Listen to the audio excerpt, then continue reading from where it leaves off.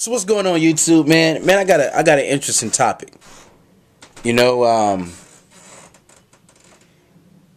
it's kind of hard for me to say it. You know, I actually thought about should I actually make this video, but we got to talk about real life topics here. I can't sugarcoat anything in this channel. You know, I want to talk about things that we all go through, but how can we prepare for this before it comes? And what I'm talking about right now is a pretty serious subject. It's about death. Like, you know, we have an emergency fund and we prepare for the emergencies, and you know, we have insurance. You know, we talked about all these other things, you know, dotting the I's, crossing the T's, making sure we're prepared. But I got an interesting question for you. Can one prepare themselves for death? Can you, here, example, I can't think of the guy's name, and I'm bad at the names, you know, but I got to get better at that. But there's a coach, he used to be the coach for the Indianapolis Colts, and I never forget it, in the season, he was in his football season, and his son died. You know, his son actually committed suicide.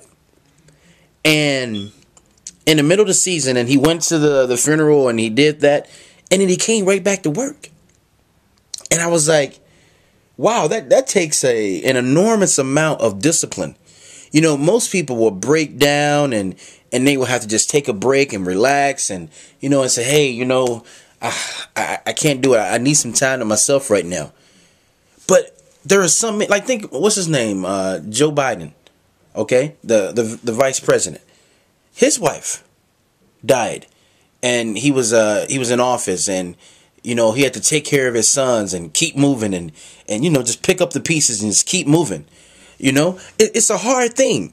I never forget when I was a car salesman, and there was this one guy of mine, and I wrote his name down, and I said, okay, I got to call him back next week. And the guy didn't call me back, and on the phone, he sounded like he was ready to go to buy this vehicle.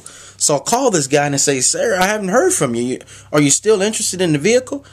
And all of a sudden, the phone just went dead. And I'm like, sir, are you there?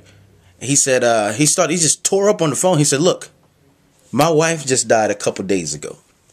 You know, the car isn't even, it's not even a thing for me anymore. And he just started crying on the phone. And I just held it. I just held the phone, and I let him talk, let him say his piece, you know. But it's one of those things like, okay, in life, we all know we're going to die. There's two things. When you're born, there's one thing that's guaranteed in life. There's not many guarantees, but there's one guarantee. You will die. Your wife will die. You will die. Your mom will die. Your kids die. Everybody's going to die.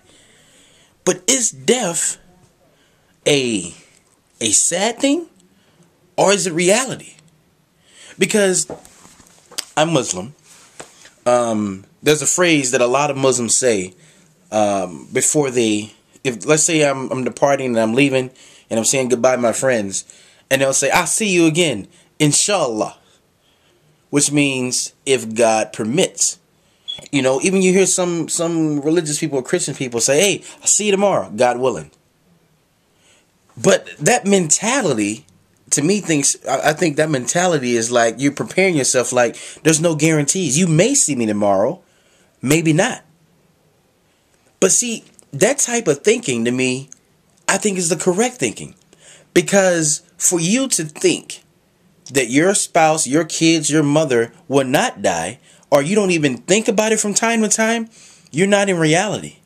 Because I think in order to prepare yourself mentally, we have to start looking at each other as it's temporary time. We don't have much time.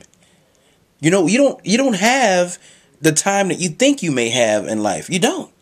That's why you can't waste your time when it comes to making money and making sure that your family's taken care of while you're out at the clubs and drinking and all this other crap that you're doing, but you don't have an insurance in place. When you go to a nursing home, you have to stay in a Medicaid nursing home because you didn't make the right decisions. You never know when you're going to leave. So for you not to have everything in order is immature. It's irresponsible. You can't do that. So I want to hear from you guys. How should we live life? How can we get comfortable with one day saying that your mate will not be with you?